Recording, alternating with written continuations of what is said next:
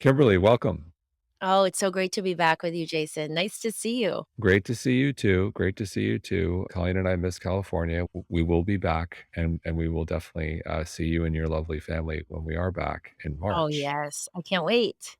I'm curious. Look, you are a prolific best-selling author, and a question I tend to ask prolific best-selling authors is, you don't really need to write another book, but you wrote another book, and you went in an interesting direction with this. You are, and the title is, and I love the title, "You Are More Than You Think You Are: Practical Enlightenment for Everyday Life," which I think we need this right now, but I want to get your perspective. Why this book? So there's 2 parts of this question, and thank you so much, Jason, for asking this. The first part is I didn't really choose. I didn't really have a choice, if I'm completely honest. I was 34 weeks pregnant with my 2nd son, with Moses, and it just the whole idea of this book just kind of felt like it came down in a flash. And it was at a time when I was looking to actually slow down and take more things off my plate. But it was this Jason, it was so clear, just felt like, here's the idea. And so I didn't really know, what I should do. So I actually reached out to my co-author 2 books ago, Deepak Chopra. And I said, Deepak, I have this idea.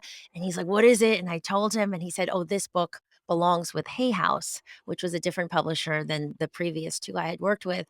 So next thing I know, he puts me on an email with Reed Tracy, the president, and Reed's like, well, what's your book about, Kimberly? And so I told him, and a week later, I was presenting the book over Zoom, and I wrote a sample chapter, and I think it was 3 days before Moses was born that I actually signed the deal, and then I waited 60 days to start writing. But it was, when we get into the subject of the book, I just feel so passionately that these teachings are needed more than ever. I think we all get excited about new stuff and trends and studies that are coming out, but there's so much value in the old.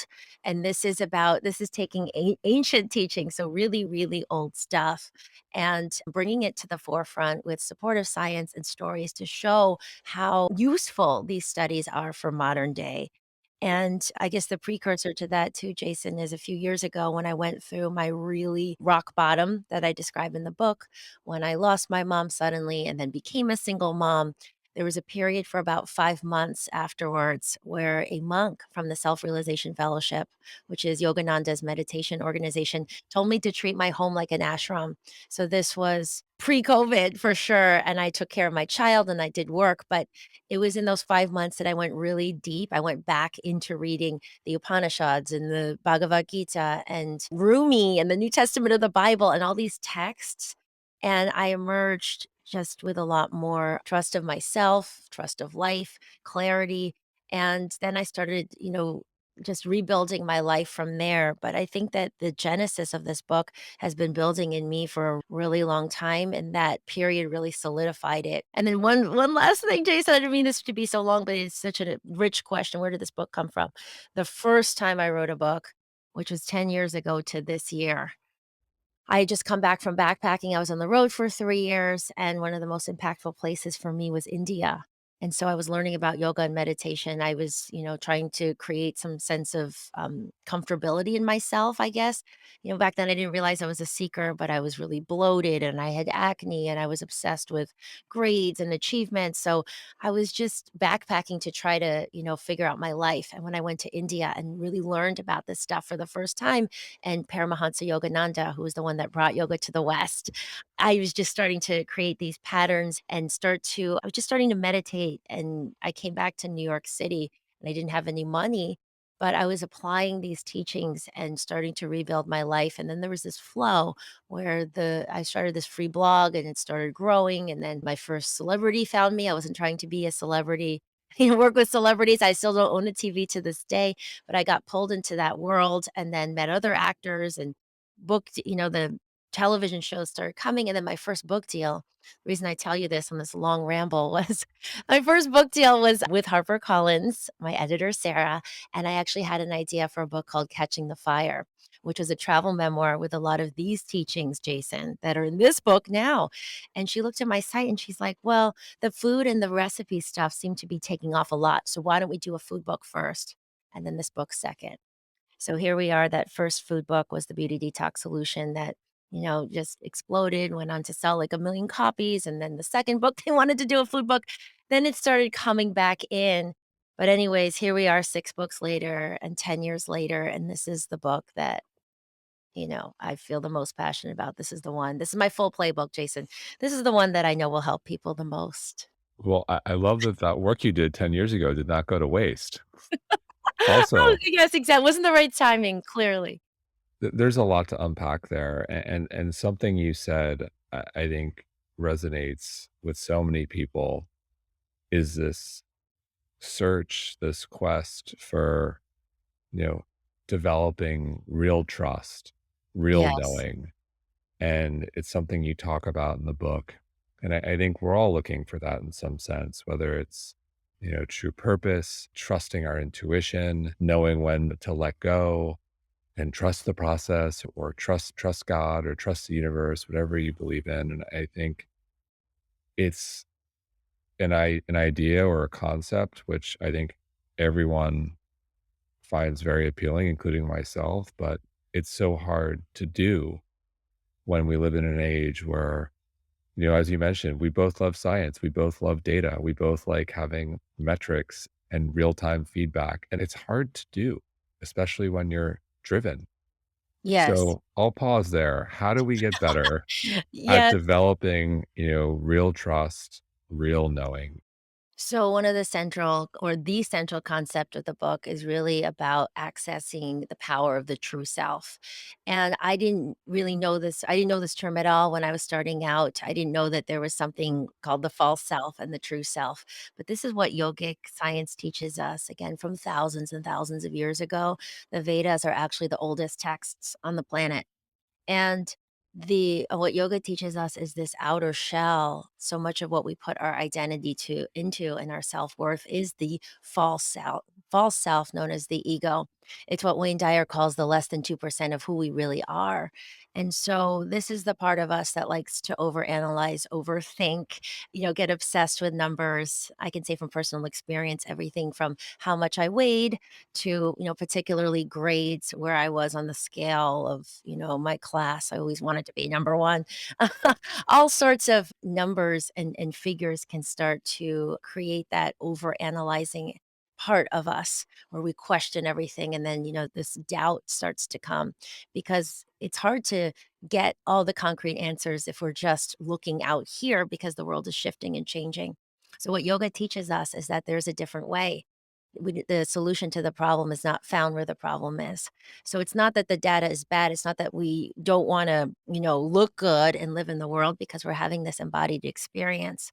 But what it is we don't want to put our full faith in just what our physical eyes can see. We don't want to put our full identity in this shell of what we look like and what we're doing. The other part of us is called the true self. And you mentioned intuition, Jason, which is a chapter in the book and something we can really hone and something we can really learn to discern the difference between the over doubting ego and the truth, the intuition that guides us. And so the true self is this formless part of us. It's the voice of the heart. It's the voice of the intuition. It's this stable, courageous part of us. We can say it's spirit individualized.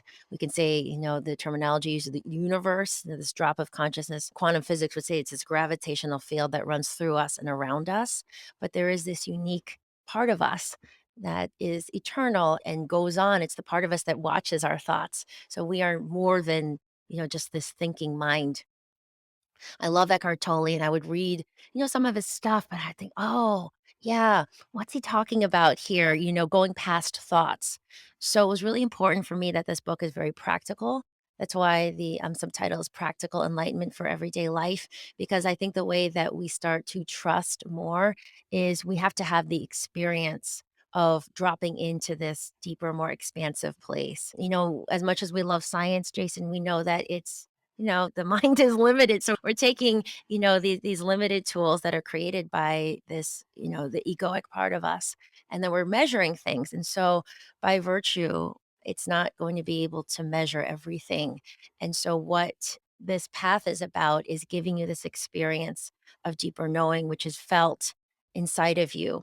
So it's not just relying on facts and figures, but it's saying that when we connect in, there's this sense of expansiveness. There's this place that you can go to when things out here are really choppy and scary and unreliable and unpredictable, which is pretty much everything, right? Relying on humans to validate us or to agree with us or to see us or, whatever it is out here versus going into this place of the true self. So, what I found is balancing my time out here, and practically speaking, and balancing the time inside. So, what that means is in the morning, make my hot water with lemon. I'll take my probiotics. I'll do all the steps of doing to take care of my body and to set myself up for the day. But at the same time, I prioritize sitting in meditation.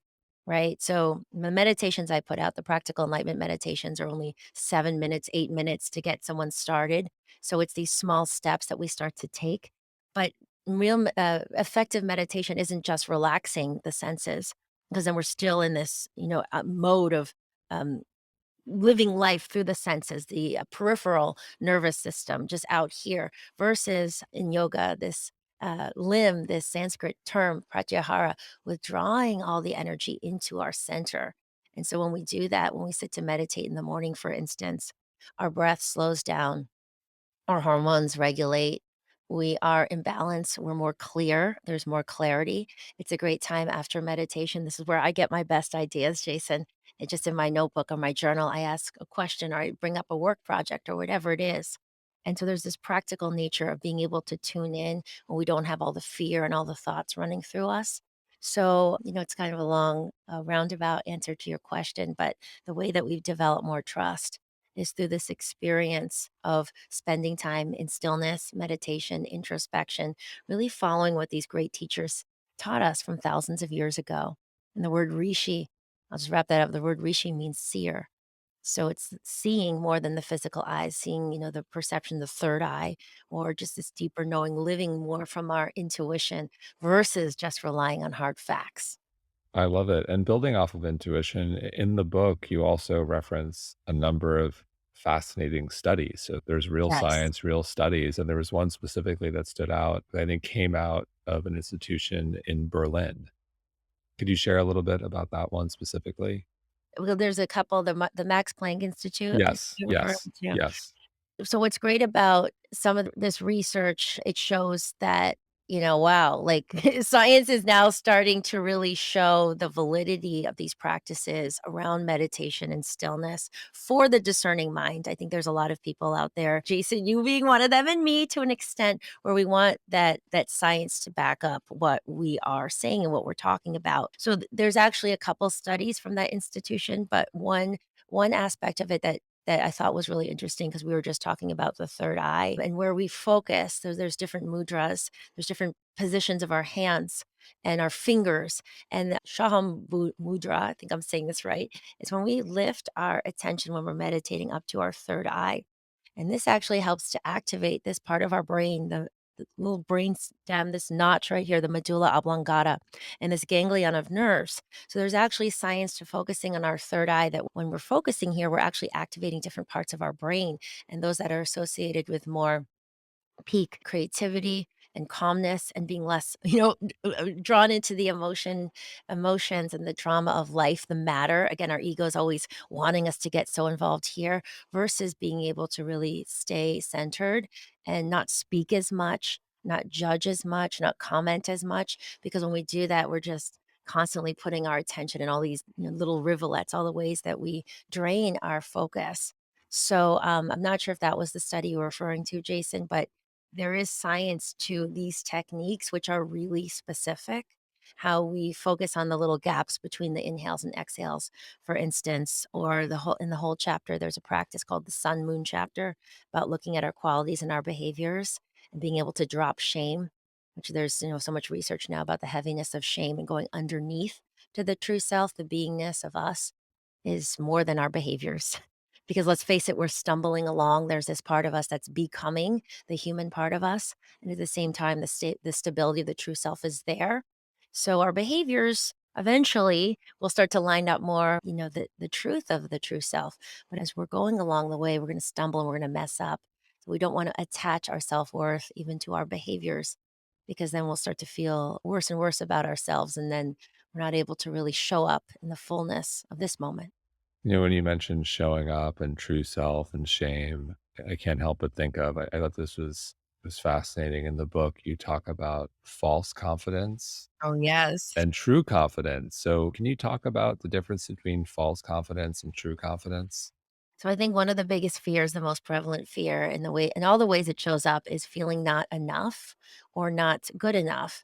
And so false confidence is when we try to fill that deep fear, that disconnection, which really comes from over identifying with the ego, but we fill it with all the things that we can see. So shining up the outside, I'm confident because I've got really great hair, my skin looks great. Or again, my main go-to was I've got the best grades or achievements, or like I'm doing more of this. Look at all that I have to show. And the issue with that, again, is this external world. Everything out here is always shifting and changing. So if we're trying to attach our confidence to something that isn't going to be permanent and sustainable, our confidence is going to go up and down. Oh, one day, when I worked with all these actors, it was, oh, one day my movie is like number one.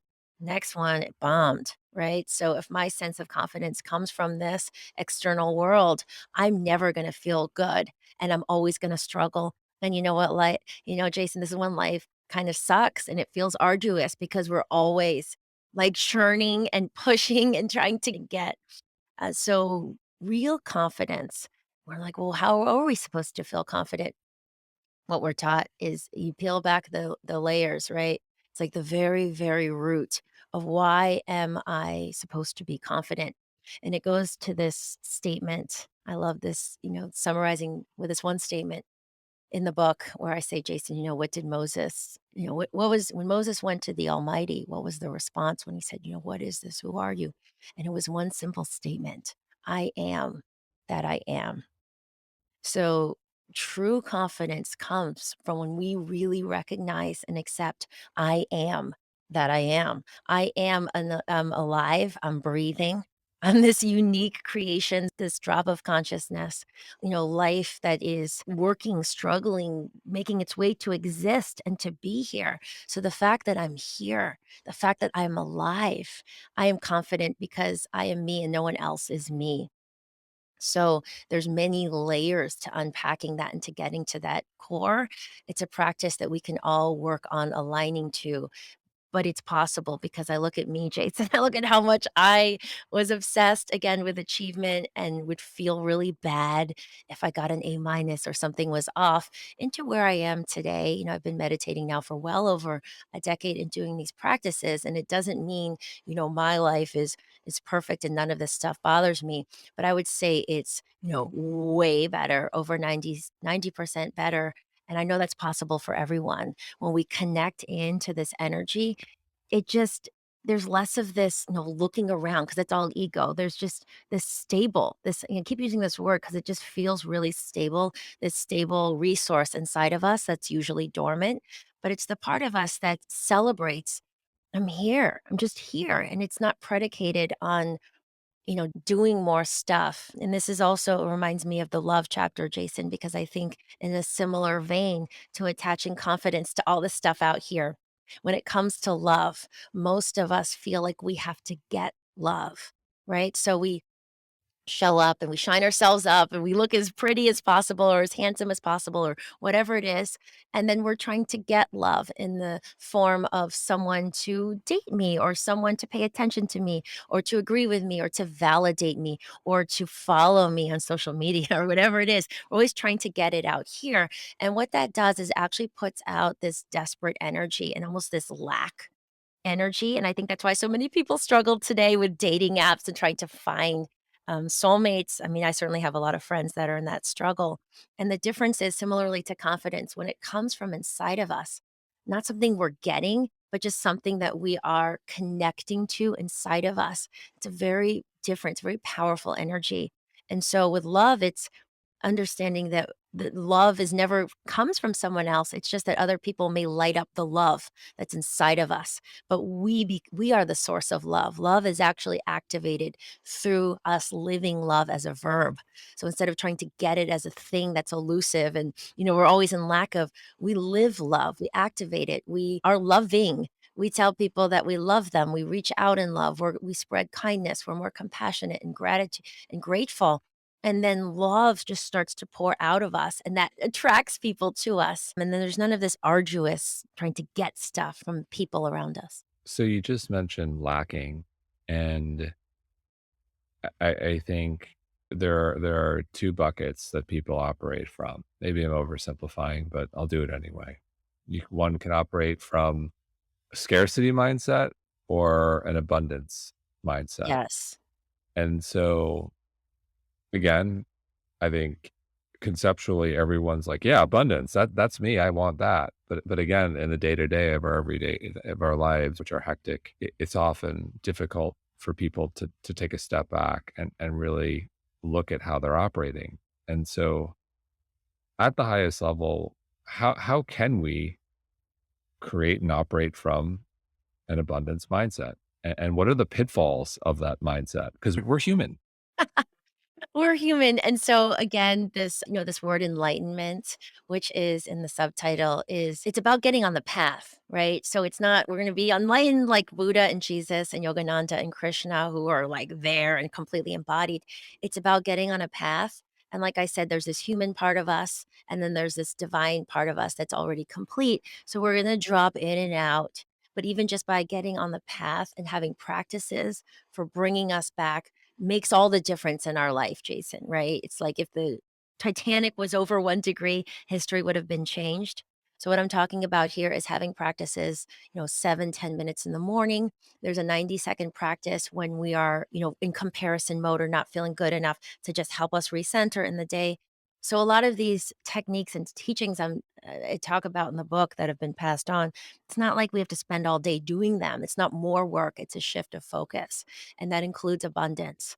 So, really, what is abundance? And people fragment things, I think, with wellness too. People are like, well, is wellness just eating really well, or is it being really fit, or is it, the stats on my Fitbit or whatever it is, versus seeing it as this way to support our wholeness. It's we are whole beings. So wellness is about, supporting the power of that. And same thing with abundance. It's not just about one aspect like financial prosperity or material things. Abundance is about fullness. So it's about how we show up in fullness in this moment. It's a moment to moment checking in. Where am I on the scale of abundance in this moment? Am I in ego? Am I in lack based thinking? Or am I in expansion of, allness and infinity? This is the true self. And so when we are in this fullness, what happens is it becomes this frequency, this repeated vibration. And I just had this neuroscientist on my podcast, Jason, and we were talking about this, and she was like, "Oh," and she was talking about some of the studies she had done and measuring some of the fields and mind and all the different cells of the body. So there is science to this. It's not woo woo like, oh, frequencies, but there really is. Even if you just think about walking into a room and how you can sense when you're drawn to someone, there's this magnetic quality to them. You may pin it down to them being more positive or more cheerful, whatever it is, but we are drawing in and we are repelling all the time by our own energy. So abundance is, instead of focusing on outside of ourselves, which is what the ego does, we may say that we want to be in abundance. We may say that we want to live this loving life, but just speaking it versus living it as an energy in you is very different. We may say these things, but we're obsessed with what's coming in or what's not coming in. Oh, still can't find love. This sucks. There's no good guys left in New York City or whatever we say. Or, oh my gosh, it's so competitive out there, the job market, or this, um, whatever, my product's never going to do well. It's too competitive. We're always focused out here, which is lack based thinking. It's seeing what is not there. Abundance is embracing the fullness of this potential moment. So it's, me looking at you right now, Jason, and saying, wow, we're just here. We're two humans showing up and expressing, and this is such a full, potent moment. Like, I don't nothing's lacking here. I don't need anything else. I don't wanna be anywhere else. So it's this just absolute fullness, which starts to create prosperity from not focusing on out here, but what are we bringing to this moment? So the more we stay in this fullness, and again, we use practices, the Heart Math Institute, which has been doing research now for over 25 years, talks about self generating. So if we're feeling lack, it can be as simple as in that moment taking a pause, saying, oh my gosh, I'm identifying with my ego again. Call in this fullness, breathe into your heart, just feel, oh, I'm so grateful. Think of 10 things you're grateful for, or 5 things. Just feel more full versus, this lack, and notice over time how that starts to shift your life. It's this moment to moment awareness though, Jason. So it's not like, oh, I do this once a month, but checking in, as often as you can, and even maybe putting a sign on your desk. Where am I on the scale of abundance right now? Especially if you're trying to call in a new house or new love. And I talk about that example, Jason, how we called in this house here pretty easily, which is a feat considering the LA real estate market. But these practices, again, are really practical and they do work. Well, there's so much to unpack there, and you mentioned being grateful, and for me, abundance mindset in the day to day does really come down to gratitude and to being Yes, grateful. And when the moment you catch yourself like, oh man, I wish this were better or that were better. You know what? I'm really grateful for what we're doing right now, and what we have right now. exactly. And that practice, that's like the easy catch. The moment you see something on social media and like, oh man, well, they're on vacation. I want to go there. What am I doing home? Well, actually, our home is amazing. Grateful for my Yes. home. Yes. And sometimes we don't know. It's not easy to answer these questions from the mind because the mind, of course, is conditioned, often speaks from the wounded ego. So, one place that we can go to for clarity is the body because the body doesn't have the same reactions and triggers, isn't, living from this wounded place. So when we think about the true self, when we think about abundance, the true self encapsulates all these qualities that we want, right? Bliss and peace and confidence.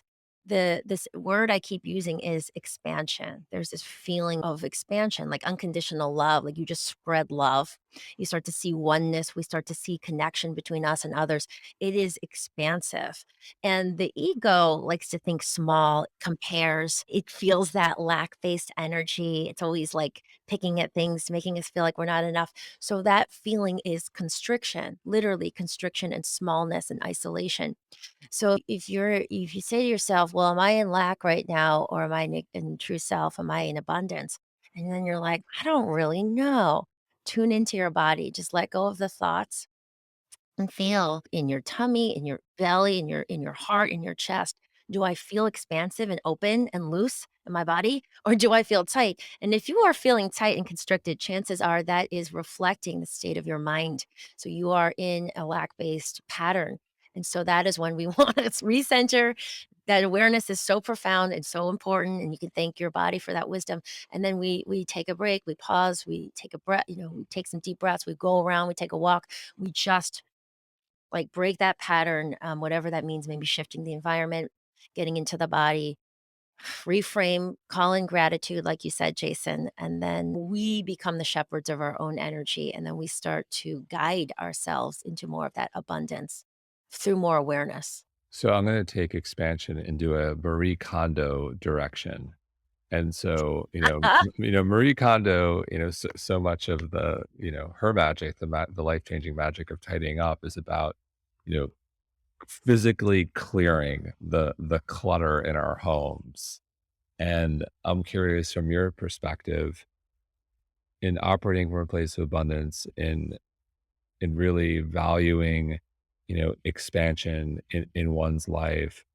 Do you think you have to really work hard to clear up the physical and metaphysical clutter, if you will, whether it's relationships, people, and then like the physical things? Like, in order to be expansive, to make room for that expansion, do you kind of have to discard of all that crap?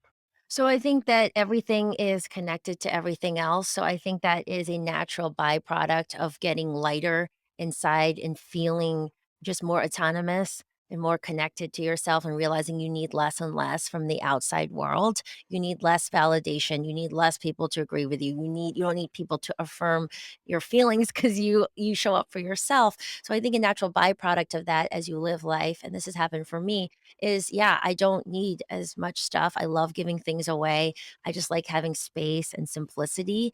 But again, I think it doesn't have to be like, oh, I have to change everything at once. I think that's a natural extension. But I do think an important part of this work, and it's something that I talk about in a couple chapters, Jason, is processing and metabolizing our emotions.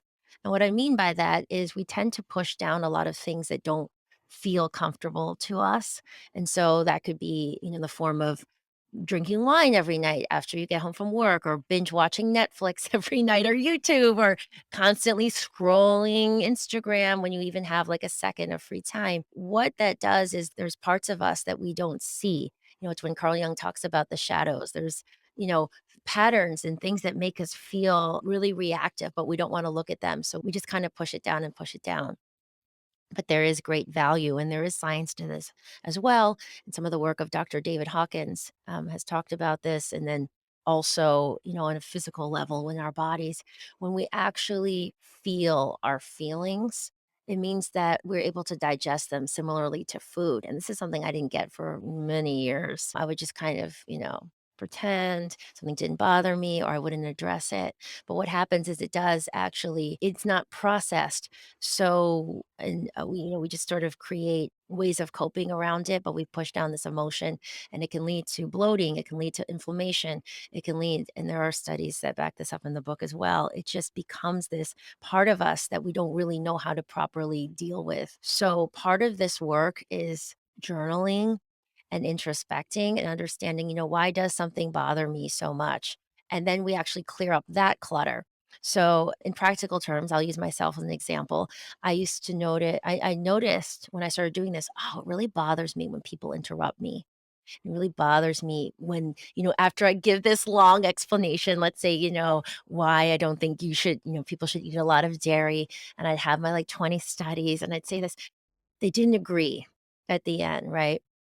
So I said, was okay, like, okay, it's normal. Like, we want to be polite. We don't want to interrupt everybody. But why does it would like actually feel like a dagger? Jason, it would just bother me and it would like affect my mood for a long time. So I started doing this work, some of the shadow work that I talk about in these practices, of really looking into the shadows and breathing through it and being there for yourself, for realizing that in order to reach enlightenment or to be on the path, which is really about freedom, it means we have to understand ourselves, the light and the dark. It's not good and bad. It's just, dark is an absence of light. It's parts of us that we don't understand that haven't been nourished. So I started to look at this, why do I care so much when people interrupt me or they don't agree? And what I found over time, I had this realization, oh, it's hitting on this old wound of feeling like I'm not worthy of being seen or heard, which comes from my own childhood wounds. And underneath that, oh, if I'm not worthy of being seen and being heard, maybe I'm not lovable. So when these things would happen in my adult life, it was like triggering this deep, unprocessed emotion, this part of me that I'd never really looked at. And so it was actually holding me back and creating drama, year in and year out. And so when I realized it and I was able to see it for the first time and breathe through it, then I realized, oh, I can actually love myself. That's where I talked about finding that trust. I can be here for myself.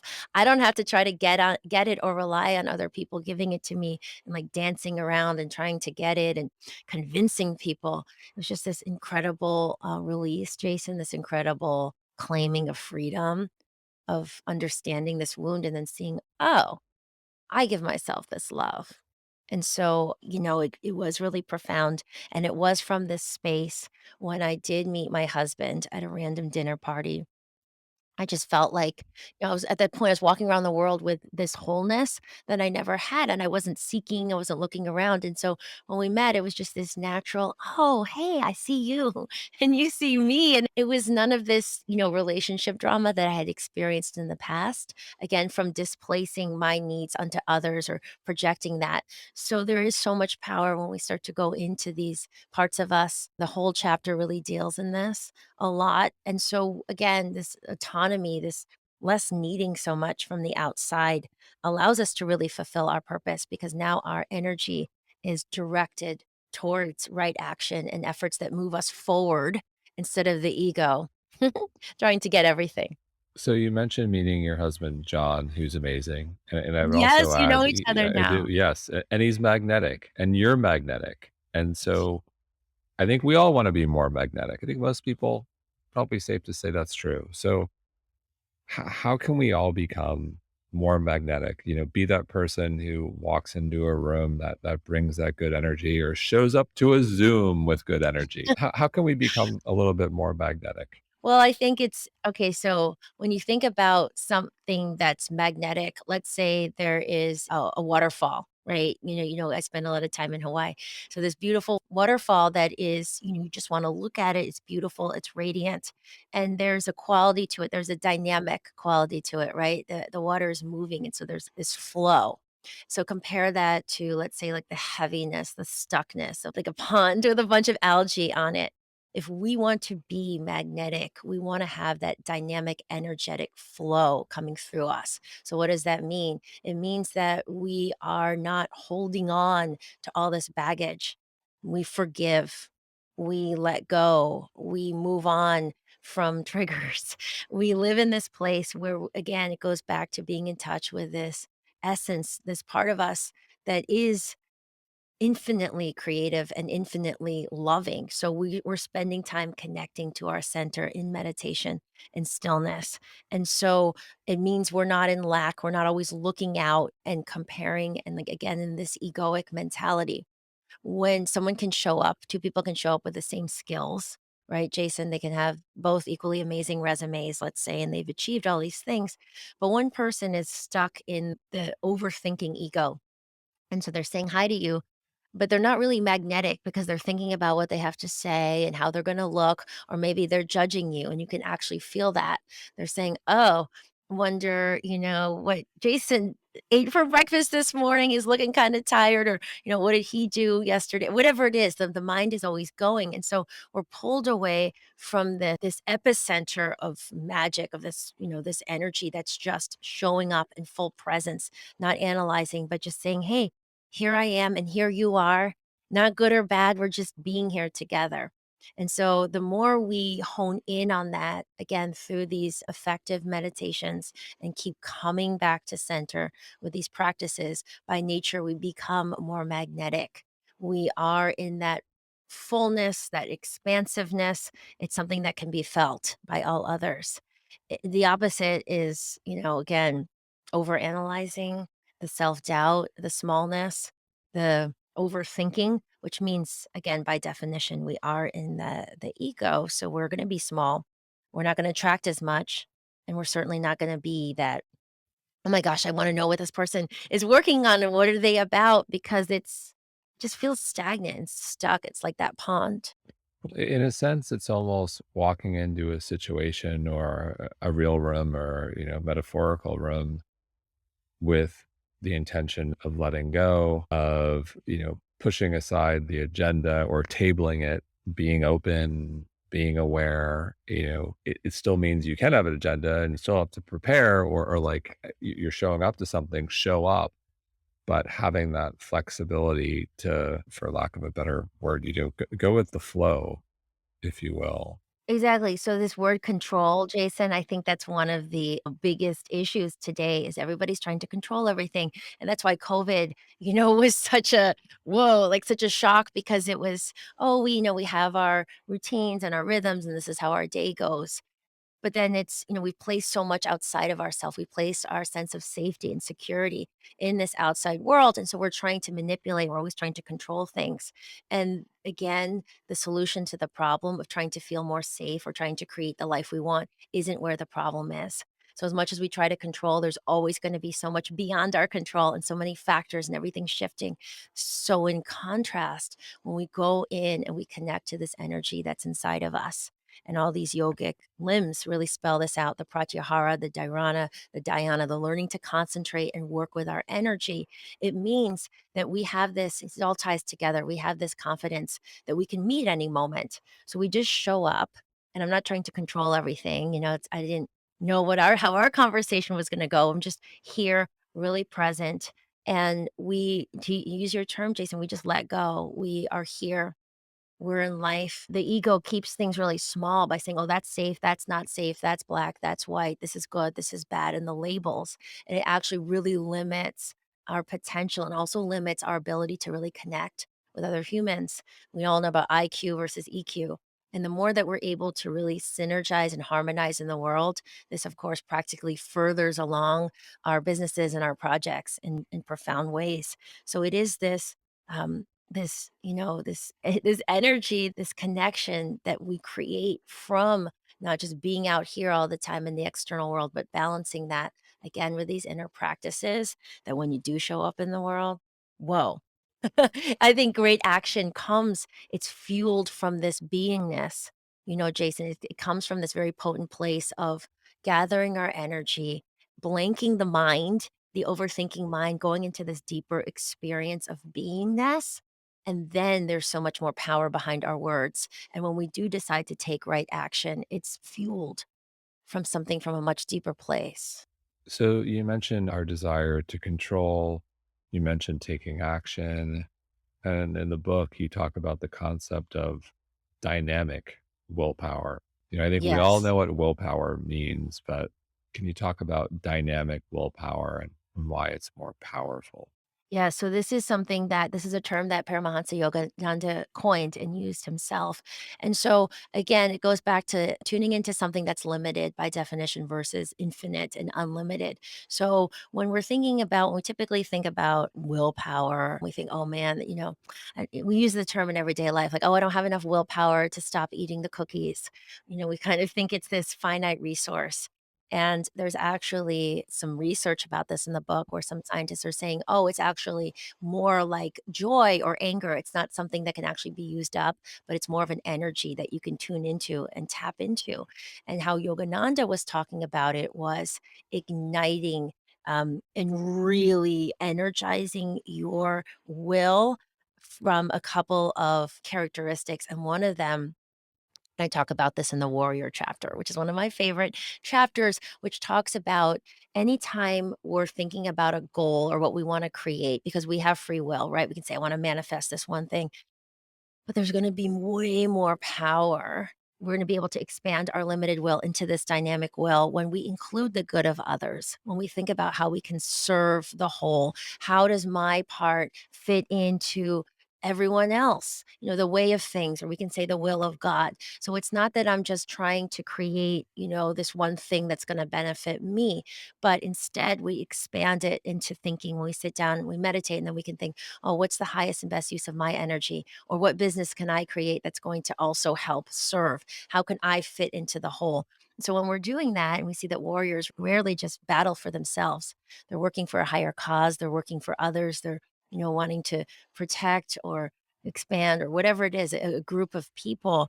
And so one of the ways that we ignite our will to work for us in the highest and best ways is we are sure to include in our goals the service of others, so that when we sit to write something, we know the great patience that comes with writing books or working out a business plan or whatever it is, because we're working for, again, this expansive quality beyond the limited self, more energy comes in. It's like when I had to do something from one of my kids, I always feel, okay, I can dig in and get more energy to do this versus just me. So when we think about that in this more expansive way, whenever we're putting our focus on, first of all, we think about the whole, we think about serving and benefiting others. And that's one of the attributes that really does help to make our goals, just more successful in general because we're expanding them by nature.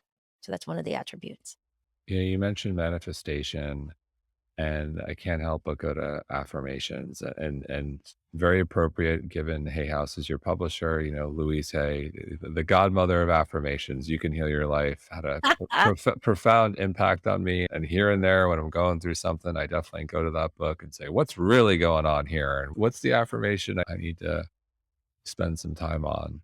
And so, affirmations. very new age concept. And yes, there's science out there as well. And I think a lot of people have different opinions on what works and what doesn't. And I'll just say this or do that. And I'll never forget. I read somewhere once where Jim Carrey was talking about manifestation, and he was like, "Well, you can't just get." He's a big believer in that. Like he loves Eckhart Tolle, and Yes. he had this quote was hilarious. He was like, "You can't just like manifest, $10 million or something along those lines, and then Right. go on your couch and eat a ham sandwich. You have to do the work." And so, in terms of affirmations, it's a cousin of manifestation, if you will. Like you have a 5-step process. So, can you walk us through affirmations? And I think, like, what do we get wrong about affirmations? And walk us through your process. It's not just like, oh, I'm just going Yes. to affirm this. Like I'm rich, I'm Oh beautiful, god. I'm whatever. And let's Yes, thank you. I think affirmations have gotten a really bad rap, from some, let's just say like prior books and documentaries and things that just kind of, I think, oversimplify it. So if we're just rattling off a bunch of words, then of course it's like we're lying to ourselves if we don't really believe it or we're just, saying things. So, funnily enough, the example someone wrote this part of the contributed a story for that chapter in the book was Dan Buettner, who's a friend of both of us, and he talked about when he set the Guinness Book of World Records for bicycling Africa, and it started with this declaration that he was very enthusiastic about, and it was like his kind of affirmation, like, "I'm gonna bicycle Africa," and he started saying it out loud, and what happened is he started enlisting other people. His enthusiasm actually started attracting sponsors and friends to come, and then he started feeling, "Oh my gosh, this isn't just about me.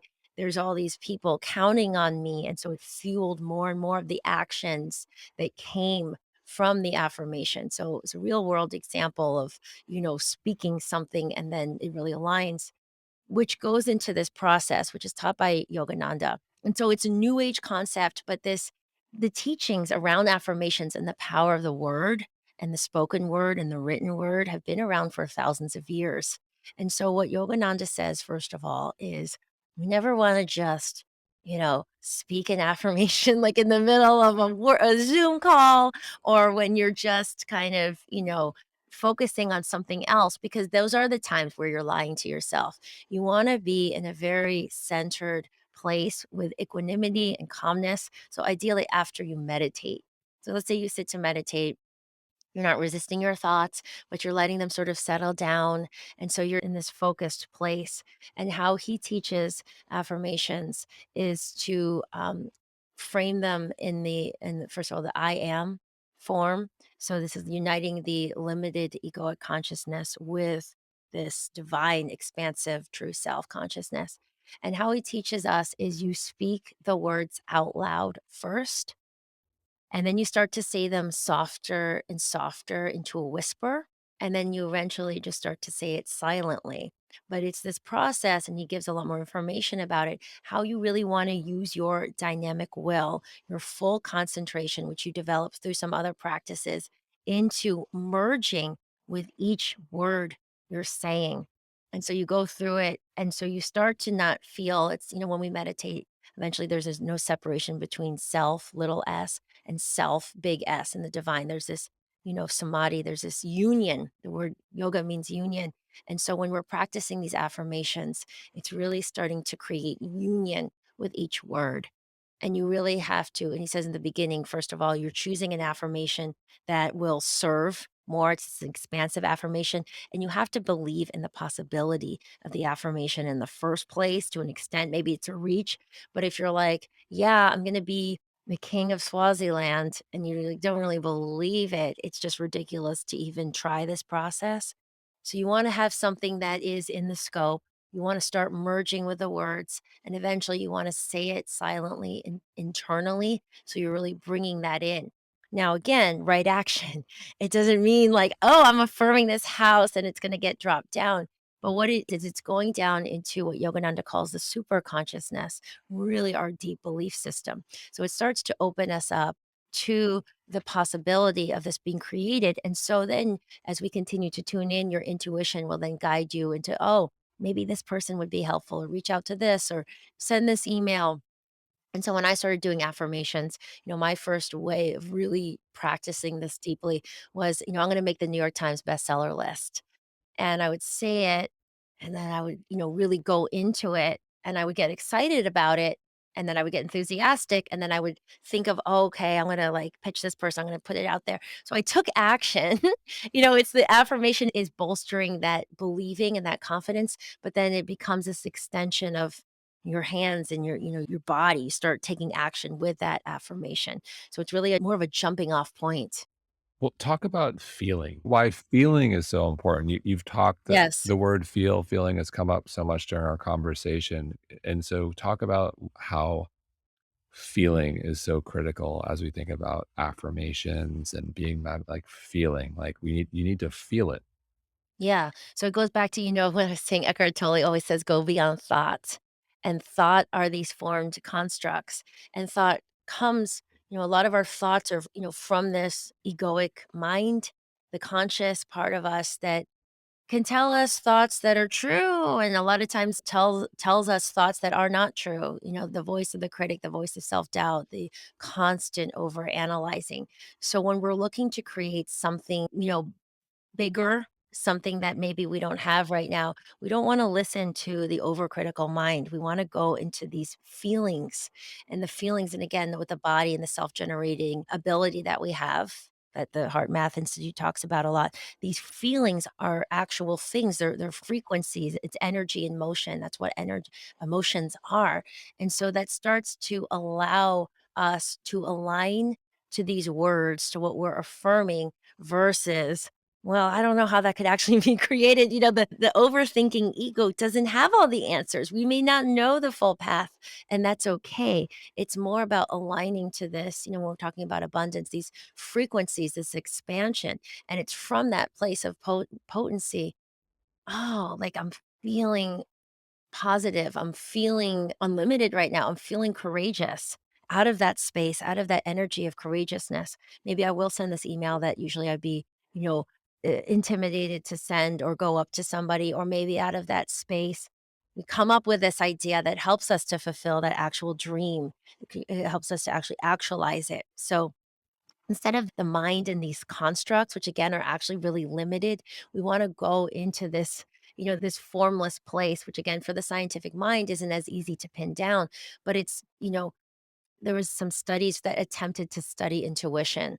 Jason, I don't know if you got to that part, but it was, these Nobel Prize laureates saying, at this certain points, it almost felt like we were guided into which place and to go into our research. And we went into that. It wasn't something that was so, you know, demonstrable by actual, like, here's the scientific process.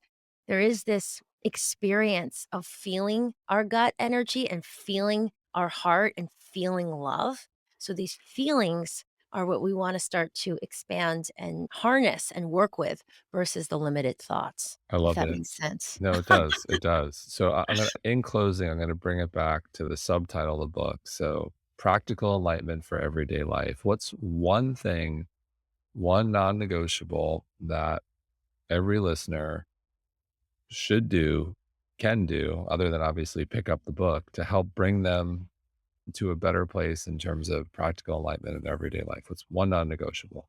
Okay, so it's I already said it, but I'm gonna say it again, Jason, because it is my one non-negotiable, and I believe it is the highest and most important activity that we can do as humans, and this is to prioritize somewhere in your morning routine to sit in meditation. And again, it could be 7 minutes, which are, some of the free meditations I put out every week are about that long. I say you can sit longer, but if we're out here all the time, there is no real way, I believe, Jason, to really connect to everything that we want, to the true self, to this expansive part of us, to the abundance, to the magnetism, to the confidence, to the love, the real peace inside of us. And so we need to really value this inner time and understand that we transform our lives from the inside out. As much as the media and everything out there wants to tell us to focus out here and strategize and do all this, and that's important too. But at the same time, we want to nourish this inner energy. And we see that when we change our frequency, everything in our life externally starts to change. So I'll say that transformation from the inside out starts with a consistent meditation practice. Morning, ideally evening, but definitely in the morning. Amen. Kimberly, thank you so much. Thank you so much, Jason. Such a pleasure to be with you.